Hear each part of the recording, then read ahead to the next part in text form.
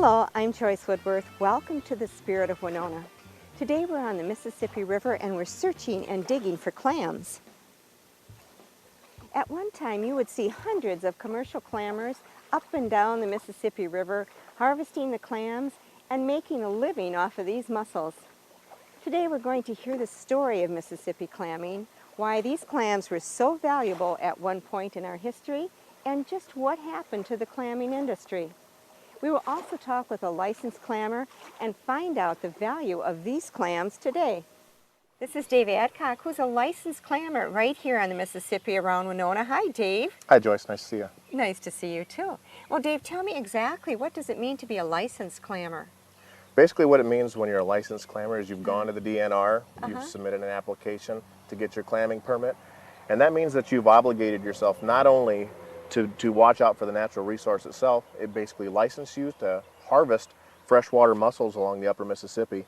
And along with that goes the responsibility for accurate reporting on the species that you are finding in the Mississippi, how many you've picked up, how many you've sold and who you've sold them to. Basically, a licensed clammer has to report every 30 days to the Minnesota Department of Natural Resources what he's seeing in the river, what he's taken from the river, where in the river he's taken it from, and where it's ended up. Nowadays, clamming largely supports the cultured pearl industry. Okay. There are some niche markets for decorative pins, brooches, buckles, and things like that, but nothing like it was in days gone by when they used them for pearl, for buttons and things of that nature. Okay. Well, let's from here talk about days gone by. What were the mussels or the clams used for way back when in their heyday? Well, in the late 1800s and early 1900s, there wasn't a river town along the Mississippi that didn't have a pearl button factory in it. Prairie du Chien, Marquette, and even La Crosse, Wisconsin had pearl button factories. From 1890 to 1920, Winona rivermen would ply the Mississippi in search of clams. Thousands of pounds would be sold to the button factory, but not before each clam was steamed open and checked for that elusive pearl that may make them rich. This underwater prospecting was done up and down the Mississippi. You could see the clammers' tents set up along the shoreline. At dawn, they would leave their camp in a flat-bottomed boat and search until dusk through the mud and the muck of the Mississippi River bottom for their fortune. So it took rivermen who used their boats and apparatuses such as these, which is called a brailing rig. Now, typically a riverman would use oars and row his boat above a known clam bed. At that point, he would bring out his brailing apparatus, and with this apparatus, he would tie it to long arms that would extend out on the sides of his boat.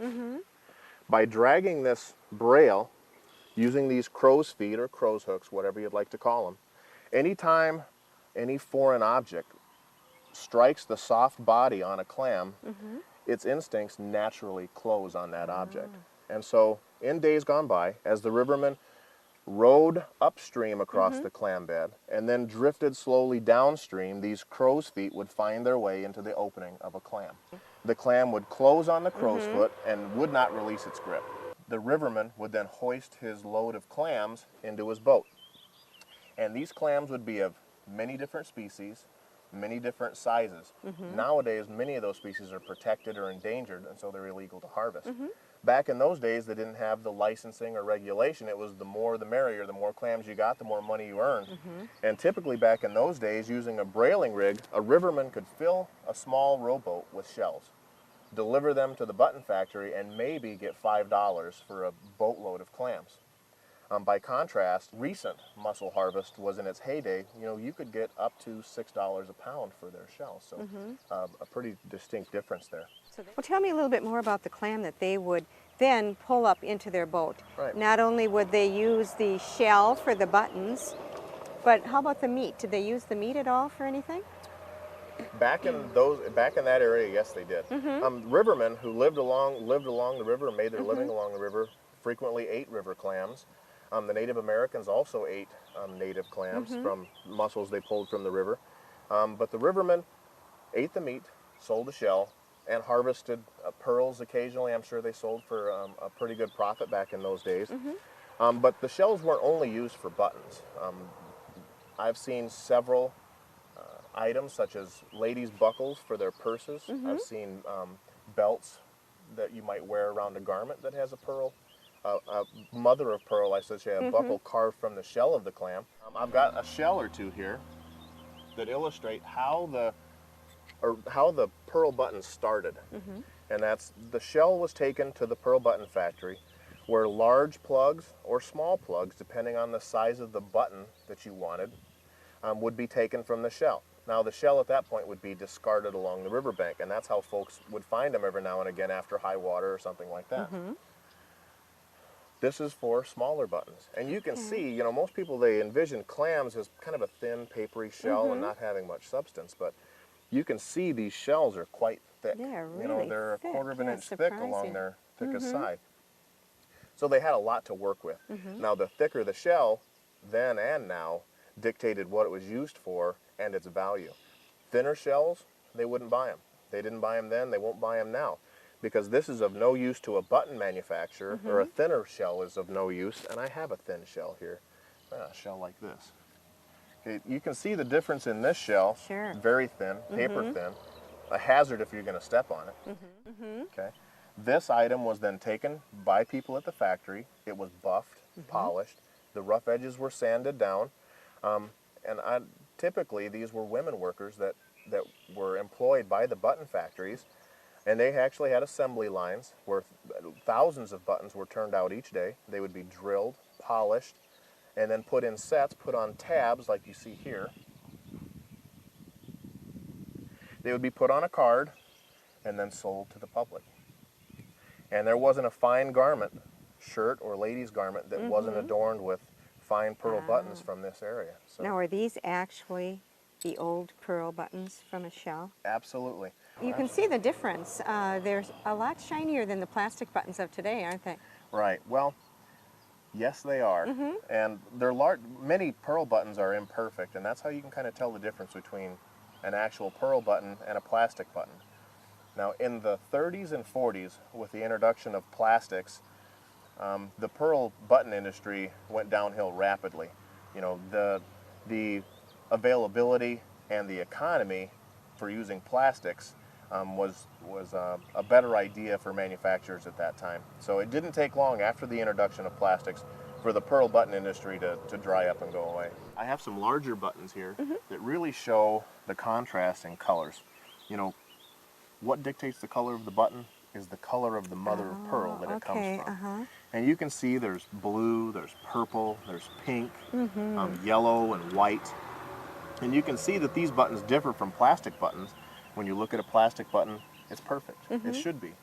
When you look at a clam shell or you look at a pearl button, you find many imperfections because there are many imperfections within the clam shell itself.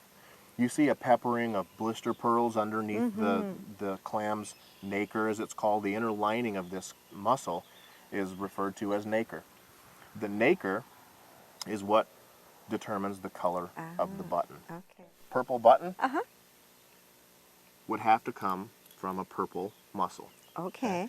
So I have a muscle here that would be, back in early days, could be harvested. Nowadays cannot be harvested. It is a protected species. You hold the button, Sure. and I'll open the shell. Oh, it's and beautiful. You can see it's got yeah. a brilliant purple nacre that would not only form a purple button, but if this clam were to have had a pearl within it, it would have been a purple pearl. You know, white pearls have value, but the more colors that you have in them makes them more valuable. Now, was this clam a real special find for you? This clam was found dead, and it is a special find. Many of these clams, they share not only a Latin name, a literal name for their species, but they also have a lot of what I call street names, or what they're commonly known as, and there's some pretty colorful names. This is known as a lady's finger. What we have here is a setup of what a clammer would find on a very good day. A very good day. And I want to note that this is pre-zebra mussel. Okay, this example would be how a clam bed would be found prior to the introduction of zebra mussels. It's a little different now. You would start to see zebra mussels attaching themselves to the outer portion of the shell on these clams, and on the bottles as well, and on everything firm. Zebra mussels invaded the Mississippi in 1991 and in the past decade have had a harmful effect on the clams simply by the number of them attaching themselves to the opening of the clams, preventing a healthy clam from opening up to obtain the nutrients it needs to survive. However, very recent studies are showing the zebra mussels dying off at a rapid pace, which is great news for the Mississippi clams and the clammers. As a clammer would be traveling on the river bottom, or as an old-style clammer would be dragging his brailing apparatus across these clams, you see several different species all in the same clam bed. I'm going to pull two species. This is known as a washboard. This, too, is a washboard. This is a young clam. But this clam is probably 18 to 20 years old. This clam is probably close to 100 years old. Wow. And the clams, like trees, or mussels like trees, grow in layers. The older they are, the thicker they become, the more layers they add to their shell. Interesting. This shell It's beautiful. is called a pimpleback, and you can identify it because it's got the very distinct rough edge, or things that represent, you know, the pimples along its back. Here I have what's called a maple leaf, and it's called a maple leaf, I think, because of its distinct shape, this one ridge here, but it also has bumps along its back, so it could be very easily confused, you know, with a pimpleback, though they're distinctly different species. Here I have a muckluck. You find these are very common along sandbars where people swim. You know, many folks have probably seen them. It's a thinner shell. It's not desired for harvest then or now. You can't really get buttons out of its shell, and you can't get, you would not be able to get pearls. The one shell that is probably the most harvested, it's the only shell that's legal for harvest in the state of Minnesota, is the three-ridge clam. That's this shell. Large shell, and it's identified by the distinct three ridges across its back. Now, very easy to confuse with the ridges on a washboard. So you have these are the two shells that you'd really have a hard time distinguishing between. The only difference is you can see this really rough sandpaper texture along the butt of this washboard. Makes it different from this one because it's smooth. Can you ever find a pearl in this one? Absolutely. You would find a naturally occurring freshwater pearl in about 1 out of, I would say, 100, depending on where you're at. And like I said, it depends on what the bottom is made of, where the clam is living. If he's living in an area where there's a lot of gravel or real fine sand and heavy current, you're more likely to find a pearl because there's a better chance that a grain of sand or a stone would work its way inside that shell. And that's the start of the pearl. That's the start of the freshwater pearl, because the clam then, as a natural defense, takes its inner lining or nacre and begins to coat that foreign object so it doesn't damage its soft body. As it rounds the edges and begins to coat it, it becomes less and less offensive to the clam. And then naturally the pearl just grows. You take home a whole clam, you steam the clams. As they open up, these pearls would fall out of the clam. The meat, back in the early days, when rivermen used to eat it, shortly after that, because of the content and the pollutants in the water, they weren't fit for human consumption any longer, so they sold them to chicken feed manufacturers or hog farmers for processing into hog feed or chicken feed. Nowadays, those meats are not used. These are called slugs. You can typically get maybe $100 an ounce, you know, for a lot of slugs. People along the river who make freshwater pearl jewelry and things like that, they would purchase these from a clammer. Some of the hollow ones have no value at all, but the solid, more round or oblong, or even the angel wing shapes, they would find their place in a piece of jewelry or earrings or a necklace or something like that. So, what would the largest one be worth if you... Well, now this one is the angel wing? Yeah, that's an angel wing. If you found one that was similar in shape, color, and size, that makes a marvelous pair of earrings. And a clammer might get $80 a piece for them. Probably 1 in 100 would have some form of a slug or a pearl or a blister pearl in its shell that could be removed or something like that. What about a real perfect one? How many shells would it take to find one of those? That'd have to be 1 in a million. After the shell is steamed, the meat discarded, and the search for pearls has ended, the shells are sold to a buyer, who in turn ships them to the Japanese market. Dave tells us what happens next. They take a portion of that shell, from the thickest part, they form a cube called about the size of a Yahtzee dice. They put it in a machine that tumbles it perfectly round. From that bead, or nucleus as it's called, they insert that into an oyster in Japan, along with several thousand other oysters. They insert these beads into the oysters, lower them onto the oyster beds, and they allow them to coat for 2 to 3 years, sometimes even longer, depending on the quality of the pearl that they're looking for. 3 or 4 years later, they raise those oysters, surgically remove the previously inserted bead. It's now larger, has more luster, is clear, and it's a perfectly round cultured pearl. At that point, the Japanese sell it back to us at quite a markup. But the tools for the trade are, of course, a sizing ring. Just a few years ago, the 2 3/4 inch clam is now protected and it's not legal for harvest. The only clam that is legal for harvest is the larger 3-inch minimum, and that's 3 inches across the narrowest side. Again, if the clam falls through the hole, it gets returned to the water. A guy crawling around on the bottom has got to have some protection. So I wear steel-toed boots or heavy work boots, knee pads, rubber gloves to protect my hands. I have my mask, a knife just in case I get caught up in netting or my own apparatus, my own clamming apparatus. I wear a wetsuit to protect me from the temperatures. And then I have a boat that's outfitted with a compressor and a dive rig that allows, and a lead harness, of course, that keeps me on the bottom. And So we're going to go out and see if we can dig up some clams. we're going on the water. Okay, well, Should be fun. Go. Let's go.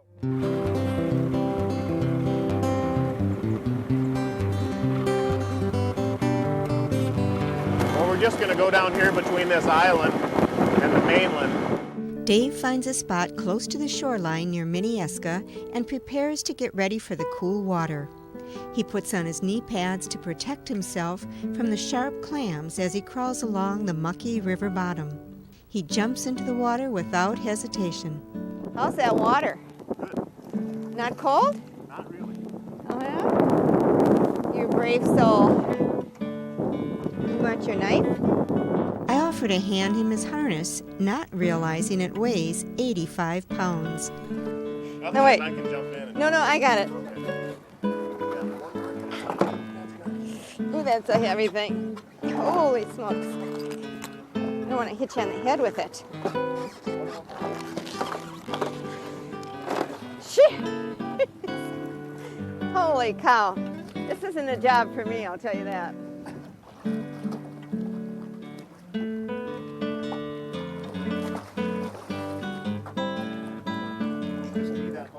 All right. Okay. Where's... You want me to pull the anchor? Okay. Where's the anchor?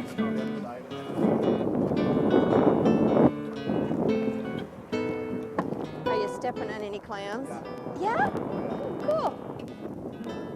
Yeah? All right. Want your bag?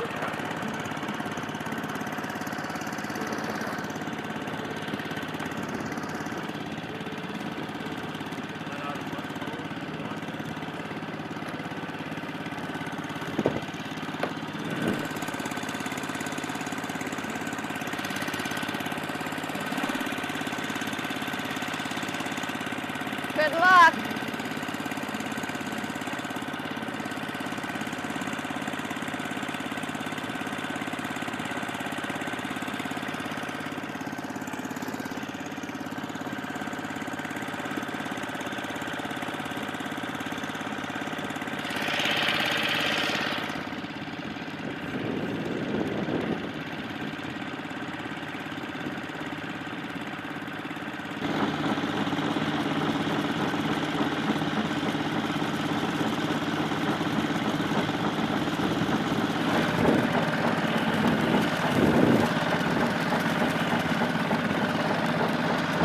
Did you have some luck?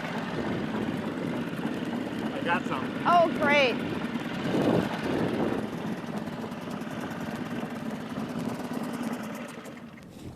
And then just set them on the very front of Oh, we got a lot of clams. This is terrific. Well, there's a lot of them here. That's for sure. Is this a really good spot right here? Yeah.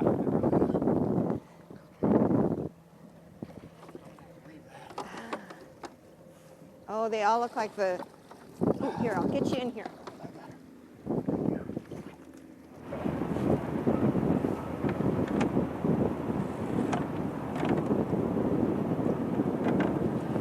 Wow.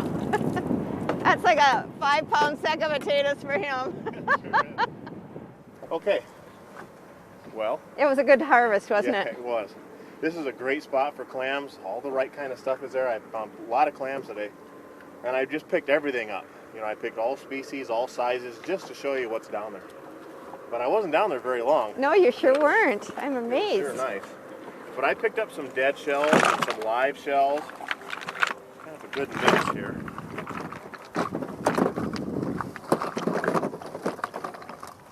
Oh, some really big ones. Yeah, Oh, such Right. beautiful colors. right. Wow.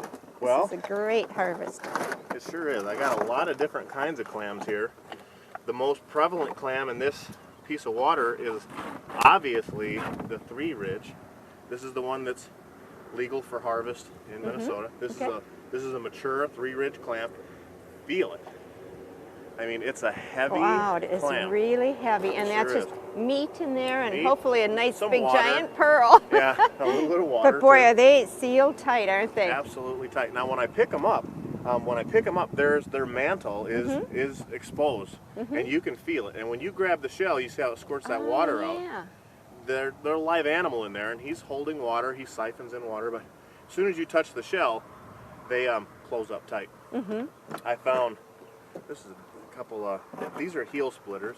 These are the ones. This is why I wear knee pads Sure. and real good gloves, because Ooh, that is sharp. just as sharp as a dinner glass. Really painful if you get yourself cut on them. A really big. This is a muckluck. Really big shell. This is a live clam too. You can see part of his mantle still exposed Oh, right there. yeah. Just a soft part of his body. Oh yeah, you can feel it. It is soft. And you can't, you know, I picked up what, 1 or 2, 3 big shells. And this is the future of these mussels. This is a baby maple leaf, a young maple leaf, and this is a young three ridge clam. And you can see the difference in color. The younger they are, the more caramely brown they're colored. Good, healthy young clam. And as they get older, the darker they get as well. So this dark black, mature three ridge clam. I've got obviously three ridge. I got lucky and I found a pimpleback. Oh, wonderful. Yes. Nice little one. Yeah, that's nice. I'm not sure if I found, oh, look at that. Look at that. That's a washboard. Oh, yes. Wonderful. Look at that. Feel the texture. It's Oh, like yeah. sandpaper. And this one is dead, I think. Yeah, it's dead.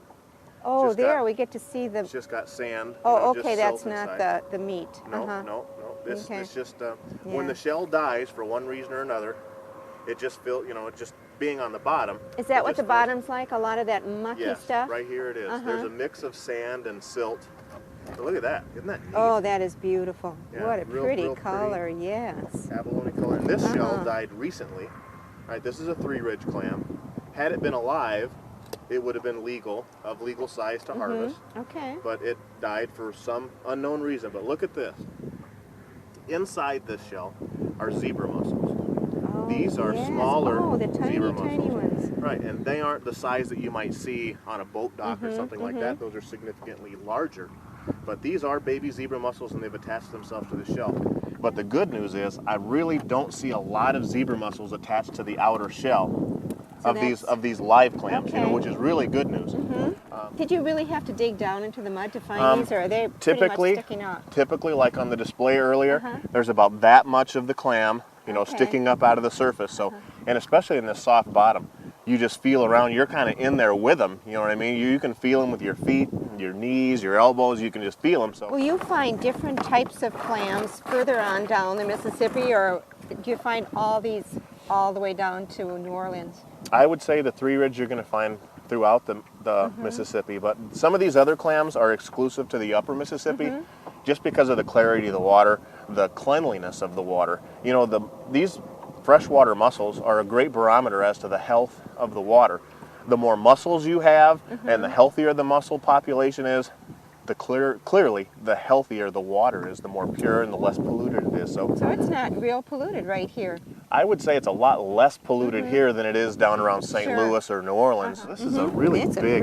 that must this really one- be old. This one got my attention when I picked it up, but it's dead. It's just full of mud. Oh, look at that Mississippi mud in there. Yeah. But look, here's a larger zebra mussel. Oh, but good I guess I example. think it was dead. But yeah, this shell, you know, it's a thinner shell. They grow faster than your thicker shells. So, you know, where a washboard or a three ridge Okay. of this size would be 80 to 100 years Okay. old. This shell might only be 40 to 50 years old. Because it's thinner, it doesn't take as much energy to generate that thick shell. The thinner they are, the faster they grow. Okay. So the clammers of yesterday would have just thrown this one back This because one, it's too thin? Yeah, it's too thin. You really can't do anything. Even up around the thicker portion is still just paper Sure. thin. So But it's boy, really it's not. a pretty color in It here. It's sure like is. a gold. This would make a Wasn't good covering soap it with my dish. mud. You know, a good Oh, soap sure. dish or something like that. But no use for buttons or anything like that. It's got a small blister pearl in it right there. Oh, it does. Yeah, let me just rinse that out. Okay. Right. So that's kind of a find, right? Oh yeah, you can see right there. There's a pearl that's just behind the nacre. You know, you could probably scrape that out with a knife or something like that. But, yeah, nice shell. Okay, Dave, give us an example of a normal harvest for you. Like today we were out there, you were maybe in the water for maybe 15 minutes and you came up with quite a few. I mean, I'm really amazed that you got this many clams in that short of time. What do you normally do? Well, it sort of depends on where you're at. There are more clams in some areas and not as many clams in another. But typically, the day of a clammer consists of 2 3 to 4 hour dives. You would go down right away in the morning, rain or shine, doesn't matter what the weather's doing when you're underwater, obviously. But you would run as long as you could with 1 tank of gas. It might be 3 or 4 hours. And then you're only limited by the number of clam bags and the area that you're in. This is a very fertile area for clams. I used to clam here often. There's still just as many clams here as I remember. Other areas of the river, you might go a quarter of a mile, half a mile in a sandy flat and not find a single clam. So we're in a good spot and it just kind of depends. Well, But what is your limit? there is no limit. Oh, there is no limit. You can have as many as You're you want. limited by the species, Okay. by the size, and by the strength in your back. That's probably what I would say, because you notice the clams are heavy. The lead harness is heavy. Everything is heavy, and it's hard work. Yeah, I mean, it really is hard work working against the current in the Mississippi, carrying your clam bag, carrying the harness, and then pulling the boat along with it. So it makes for a pretty long day, and sometimes you don't make that second dive just because it's just too tough, too hard, depending on what you're doing. Well, you obviously really love what you're doing. Oh, it's a lot of I know fun. you wanted to say a little thing about the demonstration that you set up for us before. You had some people to talk about. Well, I just wanted to thank the late Hubert Bamanek and his lovely wife Evelyn for loaning me some materials to use in today's show. They had some really nice antique props that we used illustrating the brailing method of clamming. I also wanted to thank Mike Meyer, our floating boat crew, for helping us out today. And then finally, thank the Minnesota DNR for giving me special permission to show the public about this natural resource that so few people know about. It's right here, right in our own backyard, right in the Mississippi River. So I wanted to thank them for allowing me to come out and do this demonstration for you today. Well, thank you, Dave, for the fascinating story about these clams. Yeah. I just wanted to say one more thing. Okay. And that's if you introduce a child to the outdoors, they've got a friend for life. I'd encourage everybody to get their kids outside, get them on the river, get them into the outdoors. Absolutely. Sounds good. Thank you so much. My pleasure, really, my pleasure. Okay. And thank you for joining me today here on the Mississippi River. Please join me again next week. Till then, enjoy the Spirit of Winona.